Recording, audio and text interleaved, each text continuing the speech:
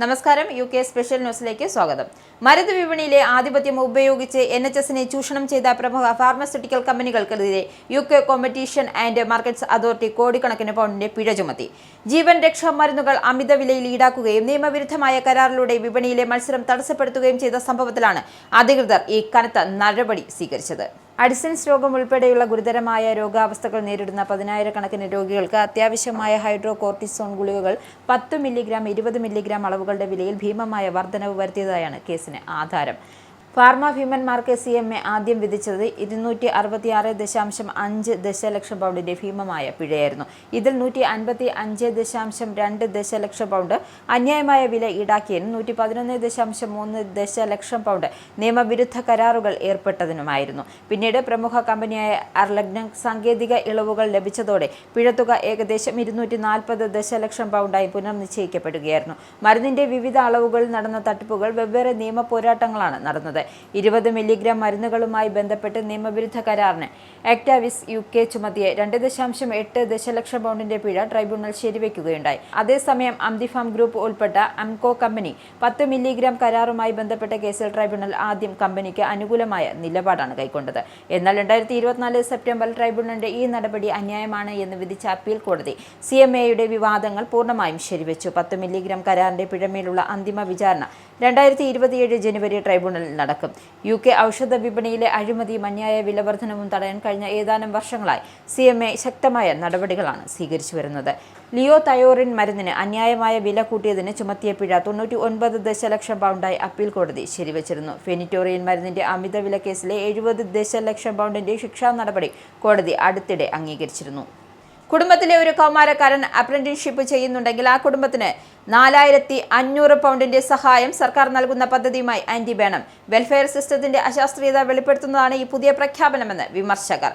അമിതമായി വർദ്ധിച്ചു വരുന്ന സാമൂഹ്യക്ഷേമ പദ്ധതികൾക്കുള്ള ചെലവ് വെട്ടിച്ചുരുക്കുന്നതിൽ ആന്റി ബേണം പ്രതിബദ്ധതയെക്കുറിച്ച് ഇത് സംശയങ്ങൾ ഉയർത്തുന്നുവെന്ന് വിമർശകർ ചൂണ്ടിക്കാട്ടുന്നു. അതേസമയം ഭിന്നശേഷിക്കാരായ ഒരു ഏറിയ എണ്ണം ആളുകൾ മാത്രമാണ് ഈ പദ്ധതി ബാധകമാവുക എന്നാണ് സർക്കാർ വൃത്തങ്ങൾ വ്യക്തമാക്കുന്നത്. മാതാപിതാക്കളിൽ ആരെങ്കിലും ഒരാൾ മാത്രമുള്ള ഭിന്നശേഷിക്കാരായ കുട്ടികളിലായിരിക്കും ഇത് ലഭ്യമാവുക. അത്തരം കുടുംബങ്ങൾക്ക് പ്രതിവാരം 80 പൗണ്ട് സഹായം നഷ്ടമാകാൻ സാധ്യതയുള്ളതുകൊണ്ട് ഇതെന്നും അവർ പറയുന്നു.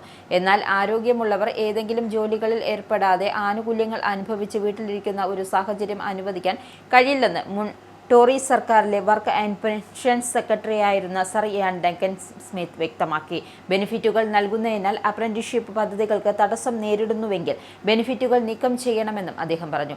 അതല്ലാതെ ആനുകൂല്യങ്ങൾക്കുമേൽ ആനുകൂല്യങ്ങൾ നൽകുന്നത് ക്ഷേമ വ്യവസ്ഥയെ അതീവ സങ്കീർണമാക്കുമെന്നും അദ്ദേഹം ചൂണ്ടിക്കാട്ടി. അതേസമയം തൊഴിൽ പരിശീലനത്തിൽ ഏർപ്പെടുമ്പോൾ സാമ്പത്തിക ബുദ്ധിമുട്ട് അനുഭവിക്കാൻ ഇടയുള്ള ചില കുടുംബങ്ങളെ മാത്രം ഉദ്ദേശിച്ചിട്ടുള്ളതാണ് ഈ പദ്ധതിയെന്നും സർക്കാർ വൃത്തങ്ങൾ വ്യക്തമാക്കി. ഇതിനായി 30 മില്യൺ പൗണ്ടാണ് വെച്ചിരിക്കുന്നത്. ഭിന്നശേഷിക്കാരായ രജിസ്റ്റർ ചെയ്തിട്ടുള്ള മാതാപിതാക്കളിൽ ഒരാളുടെ കൂടെ മാത്രം ജീവിക്കുന്ന 16-നും 17 വയസ്സും ആയവർക്കാണ് ഇതിനുള്ള അർഹത ഉണ്ടായിരിക്കുക. രാവിലെ 8 മണിക്കുള്ള അപ്പോയിന്റ്മെന്റുകൾക്കായുള്ള തിരക്ക് കുറയ്ക്കുമെന്ന് സ്കോട്ടിഷ് സർക്കാർ ഉറപ്പു നൽകിയ പല GP വാക്കിൻ ക്ലിനിക്കുകളും വളരെ കുറവ് തിരക്കാണ് അനുഭവപ്പെട്ടതെന്ന് പ്രാഥമിക കണക്കുകൾ വ്യക്തമാക്കുന്നു. കഴിഞ്ഞ മാസം 6 കേന്ദ്രങ്ങളിലായി 2000-ത്തിലധികം രോഗികൾ മാത്രമാണ് എത്തിയതെന്ന് പബ്ലിക് ഹെൽത്ത് സ്കോട്ട്ലൻഡ് ഡാറ്റ വ്യക്തമാക്കുന്നു. ഇതോടെ പണം കൂടുതൽ പ്രയോജനകരമായ കാര്യങ്ങൾക്കായി ചെലവഴിക്കണമെന്നാവശ്യപ്പെട്ടിരുന്ന സ്കോട്ട്ലൻഡിലെ GPമാർ ഈ പദ്ധതി ഒരു പരാജയമാണെന്ന് പ്രഖ്യാപിക്കണമെന്ന് സർക്കാരിനോട് ആവശ്യപ്പെട്ടു. പൈലറ്റ് പദ്ധതി ഇപ്പോഴും അതിന്റെ ആദ്യഘട്ടങ്ങളിലാണെങ്കിലും ഇതുവരെയും ഇതിലുണ്ടായ പുരോഗതി സംതൃപ്തിയുണ്ട് എന്ന് ഹെൽത്ത് സെക്രട്ടറി എഞ്ചില കോൺസ്റ്റൻസ് വ്യക്തമാക്കി. GP സർജറികൾക്കുമേലുള്ള സമ്മർദ്ദം കുറയ്ക്കുന്നതിനായി 30 വാക്കിൻ ക്ലിനിക്കുകൾ ആരംഭിക്കാനാണ് സ്കോട്ടിഷ് സർക്കാർ ഉദ്ദേശിക്കുന്നത്. ജൂൺ അവസാനത്തോടെ ഇത്തരത്തിലുള്ള 9 കേന്ദ്രങ്ങളായിരുന്നു തുറന്നത്. അതിൽ 6 ജൂൺ മാസത്തിൽ മുഴുവൻ പ്രവർത്തിച്ചിരുന്നു. ഇതിൽ ആദ്യ കേന്ദ്രം ആരംഭിച്ച ഫെബ്രുവരി 10-നും ജൂൺ അവസാനത്തിനുമിടയിൽ 7,000 രോഗികൾ മാത്രമാണ് അവിടെ എത്തിയതെന്നും കണക്കുകൾ വ്യക്തമാക്കുന്നു. ജൂൺ മാസത്തിൽ ഏറ്റവും അധികം തിരക്കുകൾ അനുഭവപ്പെട്ടത് വെസ്റ്റർ ഹെൽസിലെ എഡിൻബർഗ് വാക്കിൻ ക്ലിനിക്കിലായിരുന്നു. അവിടെ പോലും ഒരു മാസം ഏകദേശം 800 രോഗികൾ മാത്രമാണ് എത്തിയതെന്നും അതായത് പ്രതിദിനം 28 രോഗികൾ മാത്രമായിരുന്നു ഇവിടെ എത്തിയതെന്ന് സാരം. രണ്ടാം സ്ഥാനത്തുള്ള സ്റ്റാൻഡേയറിൽ 730 രോഗികളും 3-ാം സ്ഥാനത്തുള്ള ലർവിക്കിൽ 220 രോഗികളും മാത്രമായിരുന്നു ജൂണിലെത്തിയത്. അടിസ്ഥാന പലിശ നിരക്ക് വർദ്ധിപ്പിക്കുന്നതുമായി ബന്ധപ്പെട്ട് ബാങ്ക് ഓഫ് ഇംഗ്ലണ്ട് നാളെ ഒരു തീരുമാനമെടുക്കാനിരിക്കവേ നിരവധി വായ്പാദായകർ മോർഗേജ് നിരക്ക് വർദ്ധിപ്പിച്ചു. സാന്റോയും ഹാലിഫാക്സും അവരുടെ ഫിക്സഡ് റേറ്റ് ഡീലുകൾ എല്ലാ നിരക്കും വർദ്ധിപ്പിച്ചിരിക്കുകയാണ്. സാന്റാറുടെ വലിയൊരു ഭാഗം മോർഗേജ് ഡീലുകളുടെയും നിരക്കിൽ 0.15% വർധനവാണ് വരുത്തിയിരിക്കുന്നത്. ചിലതിൽ 0.19% വരെയും വർധനവുണ്ടായിട്ടുണ്ട്. ഹാലിഫാക്സും അവരുടെ നിരക്കുകളും വർദ്ധിപ്പിച്ചിട്ടുണ്ട്. ആദ്യമായി വീട് വാങ്ങുന്നവർക്കുള്ള പദ്ധതിയിൽ 0.15% വർധനവ് വരുത്തിയപ്പോൾ റീമോർഗേജ് ഡീലുകൾ 0.2% വർധനവാണ് വരുത്തിയത്. അമേരിക്കയും ഇറാനും തമ്മിൽ തുടരുന്ന സംഘർഷാവസ്ഥ കൂടുതൽ വലിയ നിരക്കുള്ള പണപ്പെരുപ്പത്തിന് വഴിതെളിച്ചേക്കുമെന്ന ആശങ്ക ശക്തമാകുന്നുണ്ട്.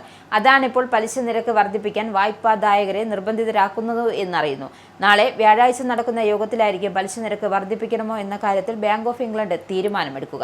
അടിസ്ഥാന പലിശ നിരക്ക് നാളെ 3.75% ഉയർത്തിയേക്കും എന്നാണ് വിപണിയിൽ പരക്കുന്ന ഊഹാപോഹം.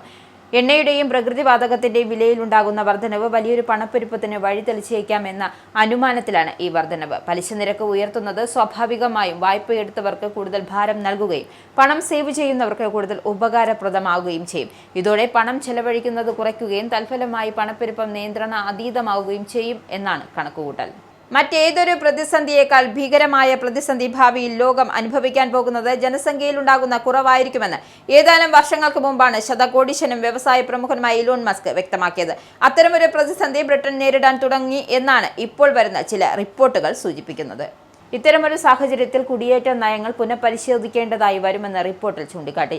ജനനനിരക്ക് കുത്തനെ ഇടിയുമ്പോൾ വൃദ്ധരുടെ എണ്ണം സമൂഹത്തിൽ വർദ്ധിച്ചു വരികയാണ്.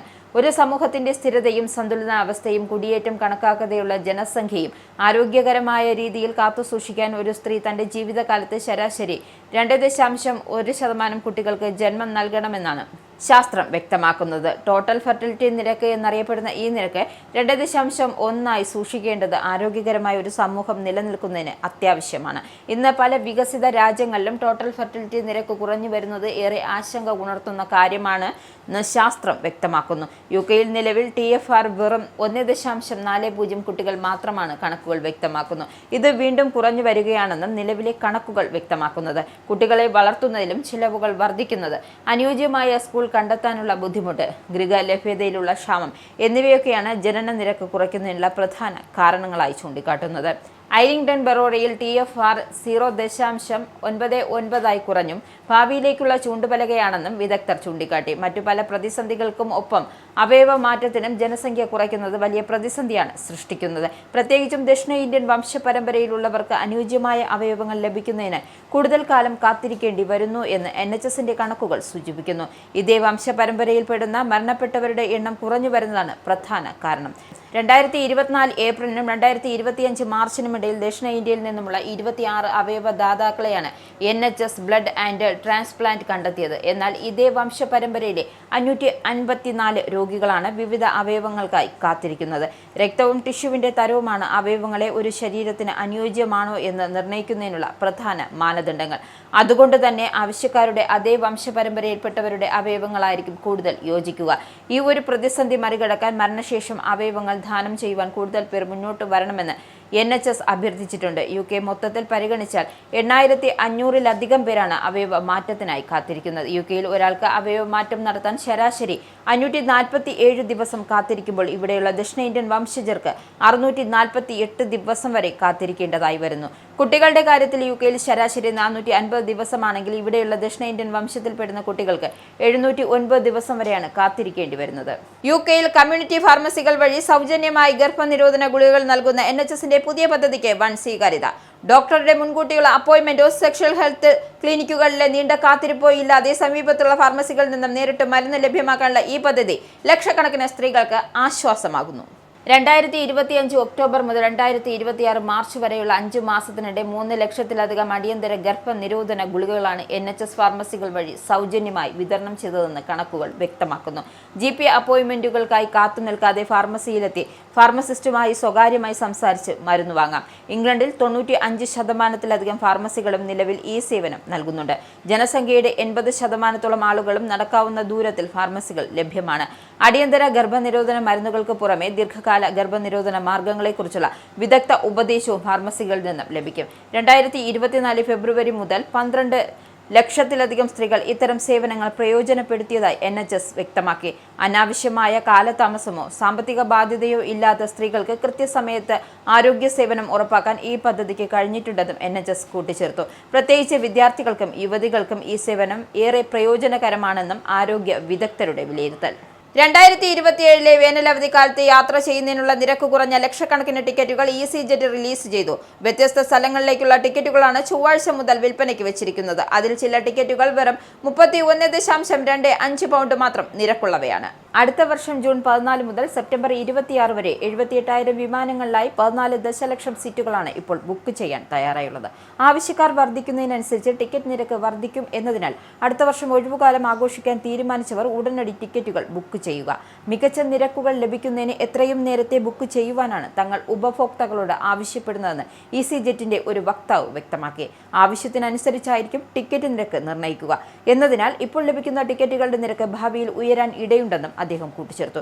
ഏതൊരു ടിക്കറ്റും ഏറ്റവും കുറഞ്ഞ നിരക്കിൽ ലഭിക്കുന്നതിനുള്ള ഉചിതമായ സമയം അത് റിലീസ് ചെയ്യുമ്പോഴാണെന്നും മണി സേവിംഗ്സ് എക്സ്പെർട്ട് മാർട്ടിൻ ലൂയിസും വ്യക്തമാക്കിയിട്ടുണ്ട്. മലങ്കര കാത്തോലിക് യുവജന പ്രസ്ഥാനം UK സെൻട്രൽ കമ്മിറ്റി സംഘടിപ്പിച്ച ചാമ്പ് ഡേ 2026 കായികമേള ഡെർബിയിൽ ആവേശകരമായ സമാപനം കുറിച്ചു. 2026 ജൂലൈ 25 രാവിലെ 9 മണിക്ക് രജിസ്ട്രേഷനോടെയും പ്രാർത്ഥനയോടെയും ആരംഭിച്ച മത്സരങ്ങൾ വൈകുന്നേരം 3 മണിയോടെ സമാപിച്ചു. MCYM UK പ്രസിഡന്റ് ജോർജിൻ ഷാജിയുടെ അധ്യക്ഷതയിൽ നടന്ന ഉദ്ഘാടന സമ്മേളനത്തിൽ അഭിവന്ദ്യ ഡോക്ടർ കുര്യാക്കോസ് മാർ ഒസ്താത്തിയോസ് എപ്പിസ്കോപ്പയുടെ സെക്രട്ടറിയും കോൺവെന്ററി പ്ലോത്ത്മൗത്ത് മിഷനുകളുടെ പ്രിസ്റ്റ് ഇൻചാർജുമായ റവറന്റ് ഫാദർ ജോബിൻ പുളിയക്കാലെ കായികമേള ഔദ്യോഗികമായി ഉദ്ഘാടനം ചെയ്തു. MCYM UK director reverend father Rino John, vice president Blessy Jisin, lay animator Joby Jose എന്നിവർ ആശംസകൾ നേർന്നു. കായികമേളയുടെ ഔദ്യോഗിക നിയമാവലികളുടെ വിശദീകരണം സെനറ്റ് അംഗവും പ്രോഗ്രാം ഓർഗനൈസിംഗ് കൺവീനറുമായ ജോർജ് വർഗീസും ജോയിന്റ് കൺവീനറായ ജോഫി തോമസ് ജിജിയും ചേർന്ന് നിർവഹിച്ചു. ചടങ്ങിൽ സെക്രട്ടറി ജെൻസി വർഗീസും മറ്റ് ഭാരവാഹികളും സംഘാടന സമിതി അംഗങ്ങൾ എന്നിവർ പങ്കെടുത്തു.